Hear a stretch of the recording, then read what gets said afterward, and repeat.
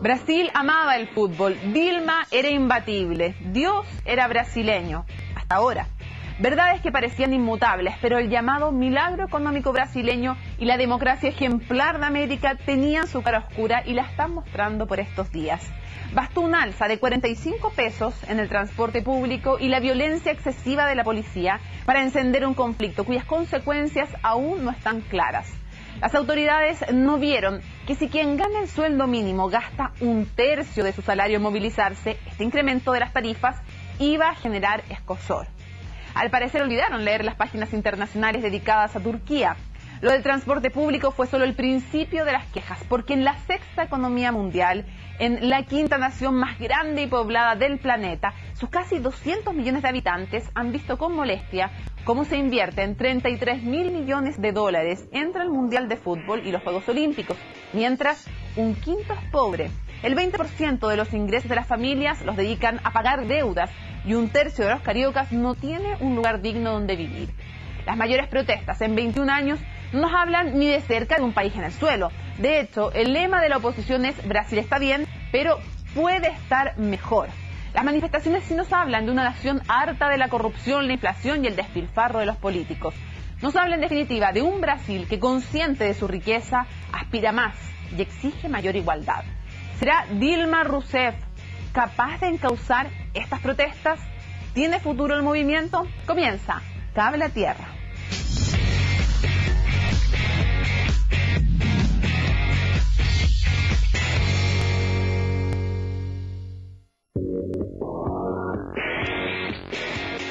Hola, ¿cómo están? Bienvenidos a un nuevo Cable a Tierra. Hoy vamos a hablar de Brasil. Para eso nos acompañan dos de nuestros panelistas habituales. Marcela Ríos, muchas gracias por estar con nosotros. Hola. Bienvenida. Ella es doctora en Ciencias Políticas y además columnista de distintos medios de comunicación. Robert Funk, muchas gracias por acompañarnos. ¿Qué tal? Doctor en Ciencia Política y director del Centro de Estudios de Opinión Pública de la Universidad de Chile. Ya comentábamos un poco de la protesta, el comienzo en la introducción, pero Marcela, ¿cómo explicar algo que comienza por un transporte público muy caro y muy malo? Sube un poco, pero ya es muy caro. Comparación, lo decíamos, un tercio del salario, la gente que gana el salario mínimo se le va en transporte en Brasil. Pero esto comienza como una protesta que termina expandiéndose y tomando otras razones. ¿Cuáles son justamente entonces esas razones de la protesta que ya no están circunscritas solamente ni a la queja por el gasto en el Mundial de Fútbol ni en los Juegos Olímpicos, ni tampoco por lo caro y malo del transporte público? ¿Cuáles son las razones? ¿Qué otras razones hay de queja hoy? Bueno, una de las cosas que a todos los analistas y los políticos en Brasil los tiene bastante perplejos era justamente eso, entender qué es lo que estaba pasando. Y una de las cosas que vemos es que una protesta inicial por un tema muy específico, quizás local en algunos casos, pero que tiene que ver con la inflación en Brasil. Brasil, si ustedes todos sabemos, digamos, es uno de los países más caros para vivir en América Latina, y los precios de los servicios y de los productos básicos han ido en aumento. Entonces hay un malestar respecto de la brecha de ingresos, de la desigualdad que se mantiene y con los servicios, pero eso también parece trasladarse a que crecientemente hay un malestar con las instituciones representativas, con los partidos, con el Parlamento. Hay una percepción muy generalizada de que los políticos son corruptos. Hemos tenido muchos escándalos de corrupción bastante connotados en Brasil que han acentuado esta sensación en la población como de injusticia y de abuso, ¿no? No se enfrenta a la desigualdad, aumentan los problemas, digamos, en términos de acceso a servicios sociales, al mismo tiempo que tiene una clase política percibida por la ciudadanía como lejana, autoensimismada, digamos, y también corrupta.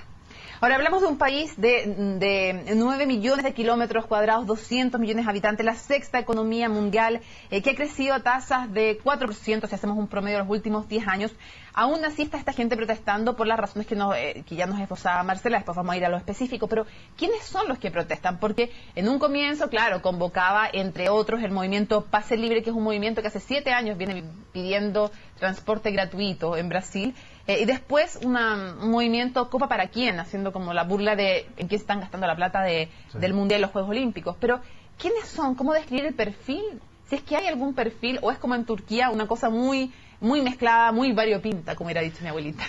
Lo que es interesante es que en Chile uno suele decir que a pesar del crecimiento económico, existe un cierto malestar porque tenemos altos niveles de desigualdad. y Brasil también tiene altos niveles de desigualdad, pero en Chile el crecimiento económico no ha logrado bajar significativamente la desigualdad.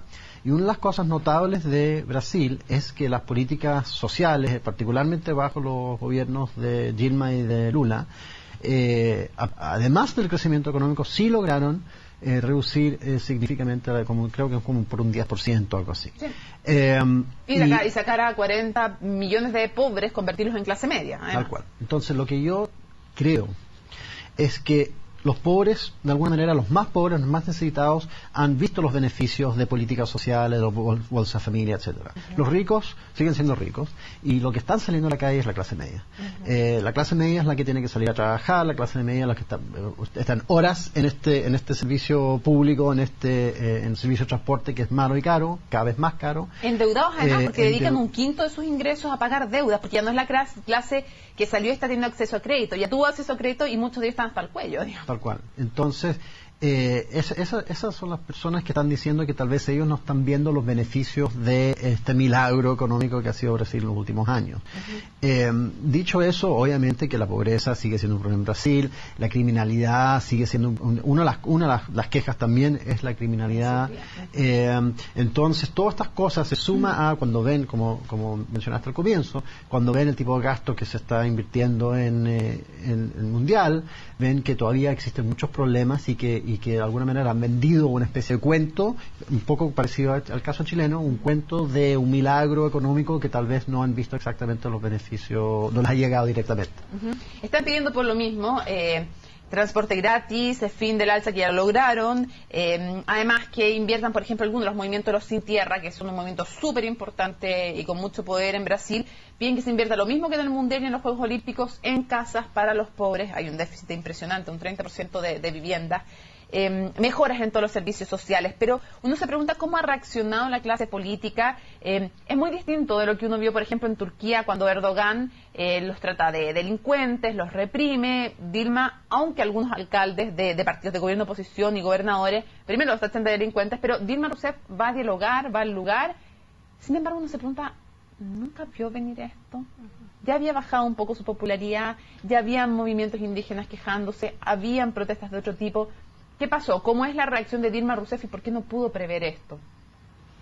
Bueno, yo creo que efectivamente tenemos una reacción que es distinta a la que se da en Turquía y en otras partes. Yo creo que Dilma, por ser quien es y por del partido que está en el gobierno, el PT es un partido que surge de la protesta social, de los movimientos sociales, independientemente que lleven muchos años en el gobierno, tienen una historia de cercanía con las movilizaciones. Entonces, es muy costoso para un partido de izquierda más tradicional como es el PT asumir una posición que no sea, primero, digamos, en términos discursivos, el respeto y la valoración que tienen los ciudadanos del derecho a expresarse libremente. Entonces yo creo que en ese plano tenía un poco pocas posibilidades, digamos, de maniobra. Y ahora, lo que está por verse es si es que las protestas se radicalizan o se mantienen. No me digas tu opinión sobre eso, porque te lo voy a preguntar después. ¿Cómo va a seguir este discurso inicial? Porque efectivamente, con la Copa de Confederaciones ahí en curso y con mucho extranjero en Brasil, tiene una situación muy compleja el gobierno para manejar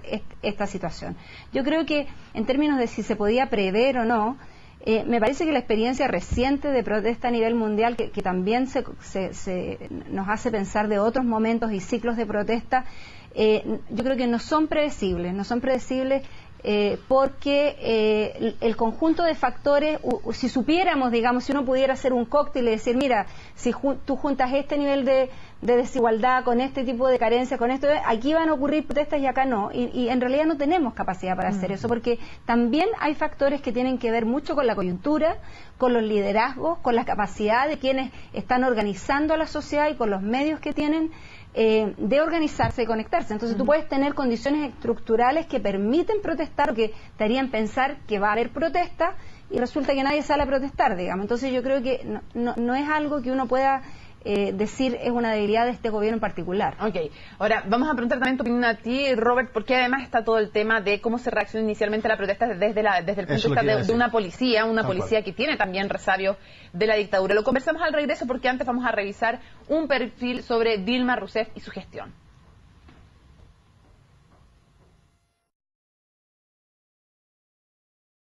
2013 aparecía en el papel como el mejor año para Dilma Rousseff. En febrero, la primera presidenta mujer en la historia de Brasil obtuvo un récord de 78% de aprobación, en gran parte gracias al manejo económico brasileño y su línea social, hasta que apareció esto. Dilma Vana Rousseff tiene 65 años y es de profesión economista. Nació en una familia conservadora de clase media alta. Su madre brasileña y su padre búlgaro la inscribieron en un colegio católico solo para niñas. Ella era un poco desordenada, dejaba a la profesora en la sala, salía de clases y no hacía la prueba. La dictadura militar en 1964 no solo provocó un gran cambio en Brasil, sino también claramente en Dilma. Su actitud rebelde la llevó a entrar a los 16 años en una organización revolucionaria llamada Polop, y años más tarde ingresó a la guerrilla contra el régimen. Luché contra la dictadura desde el primer hasta el último día, con los medios y consecuencias que eso representaba.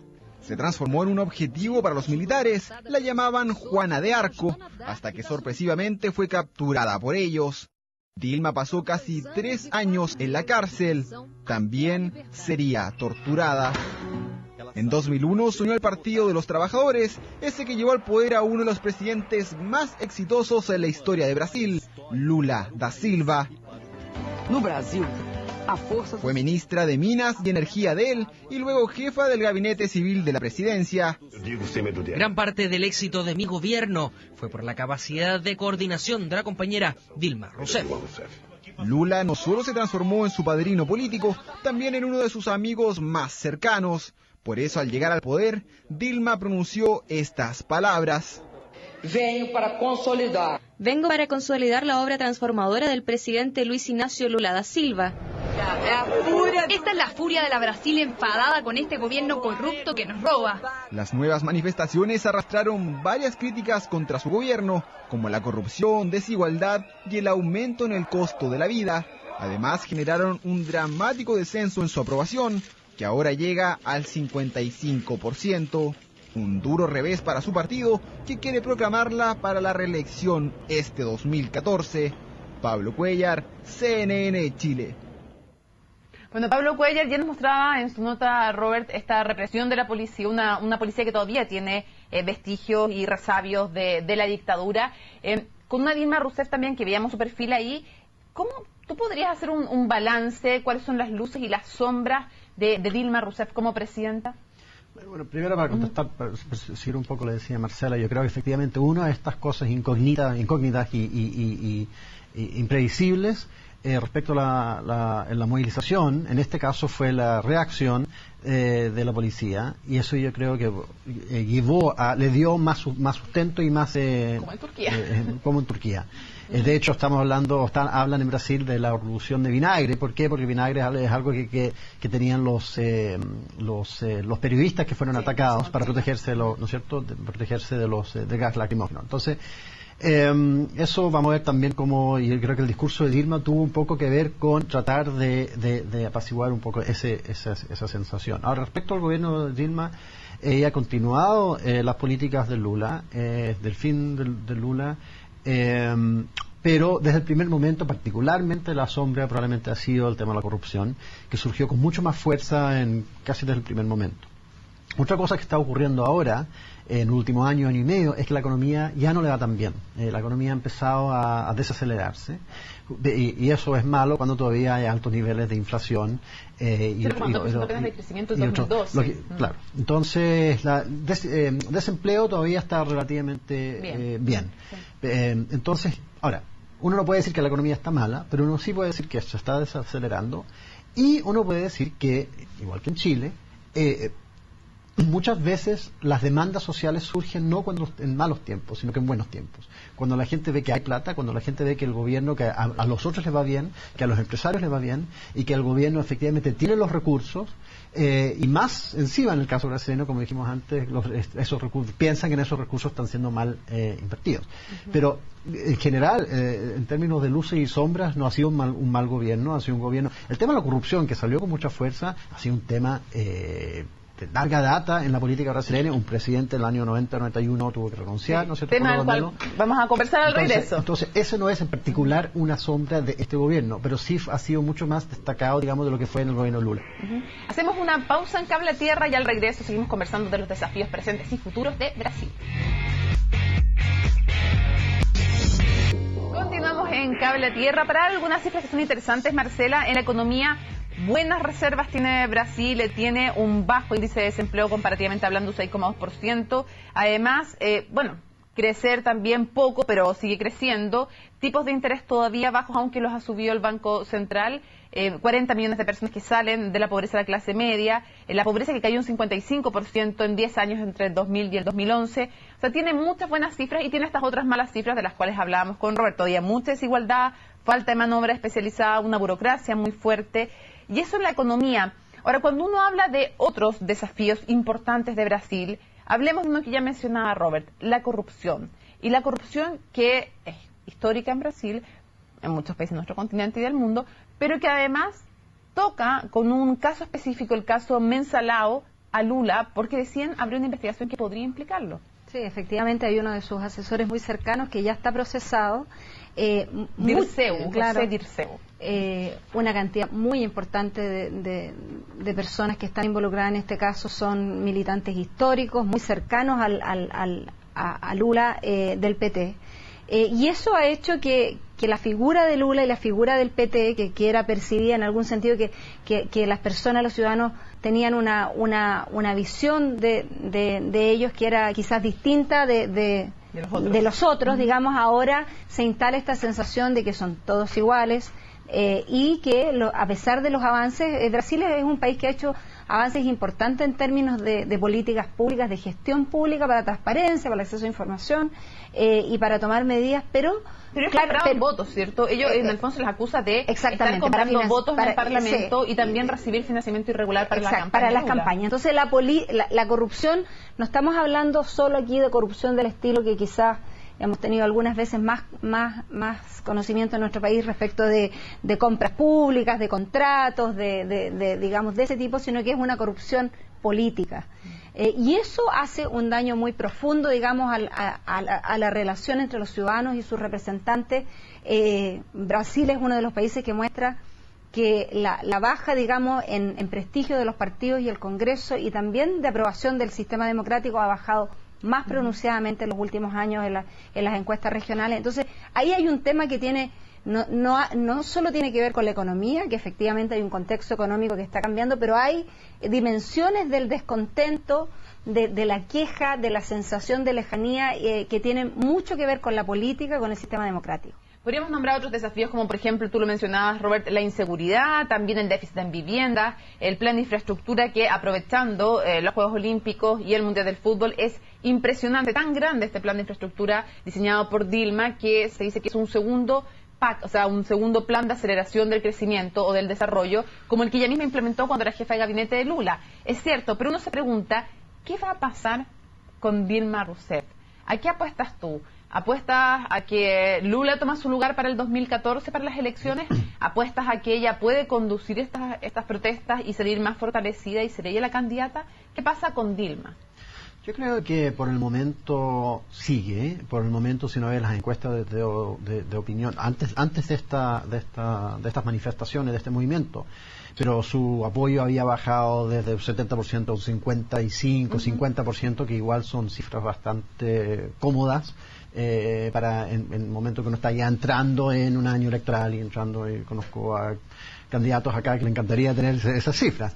A todos les encantaría. Claro. Entonces, yo creo, por el momento pareciera que Dilma todavía cuenta con suficiente apoyo como para decir. Sin embargo, encuentro interesante que su reacción a este movimiento incluyó de inmediato a Lula. Cuando fue a visitar Río, lo llevó a Lula.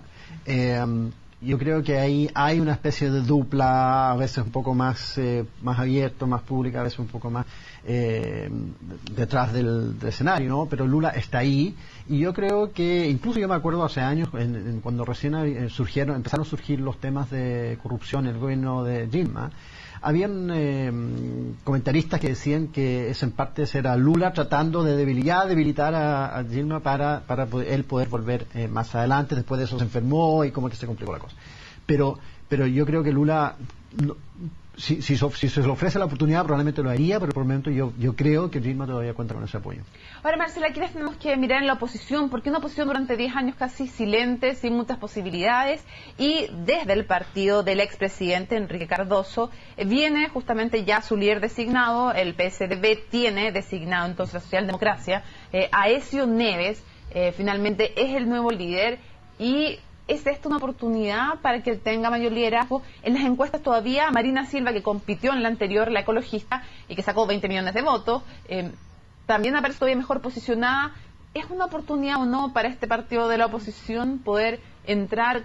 ¿Cómo se vislumbra? ¿En quiénes tenemos que fijarnos? ¿Son esos los nombres claves en la oposición? Bueno, yo creo que primero un poco temprano, aún para saber. Yo creo que va a depender mucho de qué pasa con cuál va a ser el curso de las protestas. Hasta ahora las protestas y el descontento no están focalizadas al PT, o sea, son mucho más generalizadas, están enojadas como con los partidos en general, con los gobiernos. Puede subir a la ola, claro, o sea, yo creo que no, o sea, la oposición también tiene alcaldes importantes en la misma ciudad donde las protestas son muy fuertes. Entonces, esto en este momento es una cosa mucho más corporativa en contra del sistema de partido, del sistema político, y por lo tanto, ¿quién va a salir fortalecido?